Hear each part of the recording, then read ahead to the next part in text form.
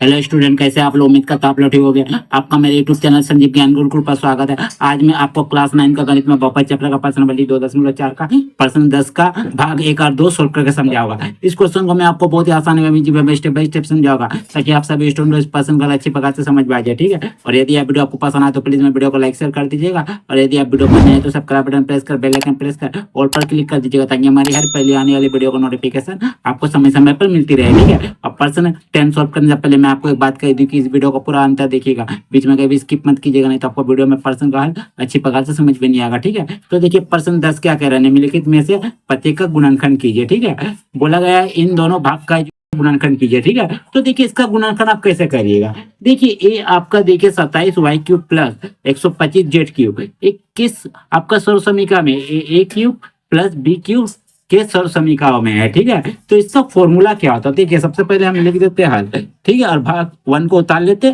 ठीक है, तो लिखते हैं हल, और भाग 1 को उतार लेते हैं। ठीक है, भाग 1 लिखते हैं दिया है, दिया है। ठीक है, तो क्या दिया गया है? 27y³ plus 125z³। ठीक है, तो देखिए ये आपका 27y³ plus 125z³ a³ plus y³ के क्या है? सर्व समीकरण में यानी फॉर्मूला में है। ठीक है, तो इसका सूत्र क्या होता है देख लीजिए। देखिए a³ प्लस b³, इसका फॉर्मूला होता है आपका a प्लस b, फिर ब्रैकेट में a² minus ab plus b²। ये आपका फॉर्मूला आता है। ठीक है, तो पहले हम क्या करेंगे, इसको इस रूप में तोड़ेंगे। ठीक है, उसके बाद हम लोग इस फॉर्मूला में रख देंगे, आपका आंसर आ जाएगा। सिंपल सा बात है। ठीक है, तो हम लोग लिखते हैं बराबर। देखिए 27 किसका क्यूब होता है? 27 3 का क्यूब होता है। 3 का क्यूब कीजिएगा 27 आएगा। ठीक है, और y किसका क्यूब होता है? y का क्यूब होता है, तो लिख दीजिए क्यूब कर दिए। देखिए इसको तोड़िएगा, यही आएगा। 3 का क्यूब 27, y का क्यूब y³। ठीक है, फिर प्लस 125 किसका क्यूब होता है? 125 5 का क्यूब होता है। देखिए 5 गुना 5 गुना 5, अगर आप करिएगा 5 का क्यूब, मैंने 5 को 3 बार लिख के, तो 5 5 25, 25 25 125 आता है। ठीक है, 5 का क्यूब होता है।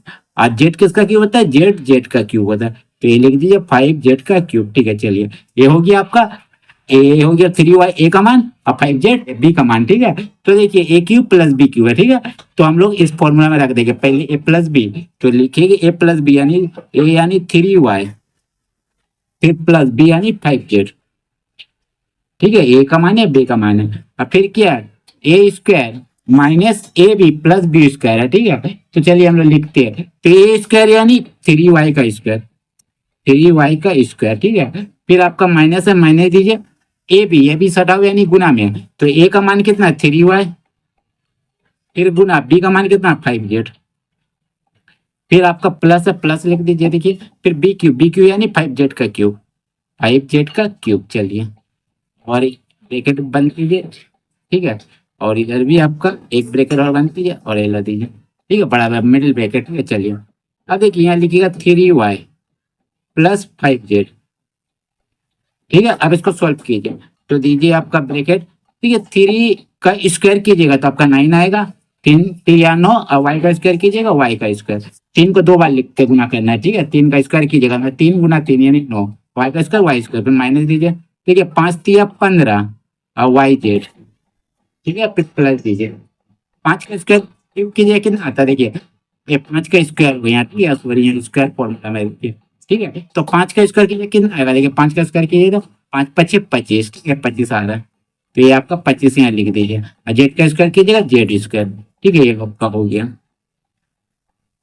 ठीक है, तो आप लिख दीजिए यहाँ 3y प्लस 5z, और यहाँ 9y² minus 15yz plus 25z का स्क्वायर। ठीक है, ये हो गया इसका आंसर पहले वाला भाग का। ठीक है, चलिए अब मैं सेकंड भाग को सॉल्व करूंगा। ठीक है, सेकंड भाग को लिखता हूँ। ठीक है, सेकंड भाग क्या बोला गया आपका? बोला गया 64m का क्यूब माइनस 343n का क्यूब। ठीक है, तो लिख लीजिए, दिया है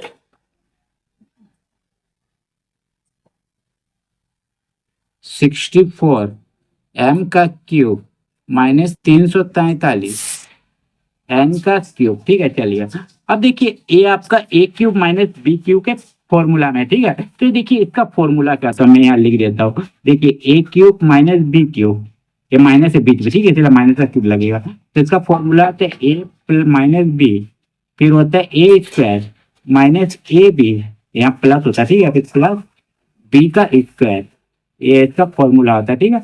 तो देखिए इस हिसाब से पहले हम इसको तोड़ लेंगे और फिर उसके बाद इस फॉर्मूला में रख देंगे, आपका आंसर आ जाएगा, ठीक है, सिंपल सा। तो चलिए बराबर पहले लिखिए। देखिए 64 किसका क्यूब होता है, 64 4 का क्यूब होता है, 4 गुना 4 गुना 4, यानी देखिए 4 गुना 4 गुना 4, 4 चौके 16, 16 चौके 64, 4 का क्यूब होता है आपका 64। तो लिखिएगा 4। एम किसका क्यूब होगा, एम का क्यूब होगा, तो 4m का क्यूब लिख दिया, ठीक है। मैं माइनस 343 आपका किसका क्यूब होता है, आपका होता है 7 का क्यूब, ठीक है। देखिए 7 गुना 7 गुना 7, तो 7 को 3 बार लिखिएगा तो 343 आता है, ठीक है। चलिए तो 7 हो गया, 7 का क्यूब 343, और n किसका होगा, n का क्यूब होगा, लिख दीजिए, ठीक है। चलिए आप क्या कीजिएगा, इसको इस फॉर्मूला में रख देते, ठीक है। तो देखिए 4m आपका a का मान है और 7n आपका b का मान है, ठीक है। तो क्या है आपका a माइनस बी, तो a लिखिए 4m, फिर माइनस बी लिखिए 7n। चलिए अब क्या कीजिएगा, अब लिखिएगा ए स्क्वायर यानी 4m का स्क्वायर, फिर आपका प्लस है, प्लस लिख दीजिए, ए बी सटाओ यानी गुना बे, तो 4m ए का मान है गुना बी का मान है 7n, ठीक है। फिर जोड़ क्या है, बी का स्क्वायर यानी 7n का स्क्वायर, 7n का स्क्वायर, ठीक है। चलिए ये हो गया आपका फॉर्मूला में बैठा दिए, ठीक है। अब इसको लिखिए 4m माइनस 7n, ठीक है।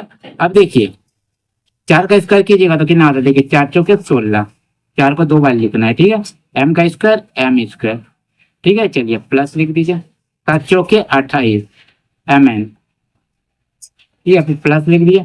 7 का स्क्वायर कीजिएगा, देखिए 7 का स्क्वायर कीजिएगा 7 7 49, n का स्क्वायर n स्क्वायर, ठीक है। ये हो गया आपका इसका आंसर, ठीक है, इतना आपका आंसर हो गया, ठीक है। तो आंसर लिख दीजिए, ठीक है। तो मैंने आपका प्रश्न 10 का दोनों भाग को सॉल्व कर दिया, ठीक है। सॉरी यहाँ आपका 7 चौके 28 होगा, ठीक है, ठीक है। तो ये आपका आंसर हो गया, ठीक है। और उम्मीद करता हूं आपको मेरा वीडियो पसंद आया होगा। यदि आपको मेरा वीडियो पसंद आया तो प्लीज वीडियो को लाइक से सब्सक्राइब कर दीजिएगा, और यदि आपको वीडियो समझने में कोई कष्ट तो मुझे कमेंट कर सकते हैं। तो यदि आपने इसे पिछले दिया वीडियो नहीं दिखाई तो आप मेरे डिस्क्रिप्शन के प्लेलिस्ट पर जाकर देख सकते हैं, ठीक है। तो फिर मिलते हैं एक नए वीडियो के साथ, धन्यवाद।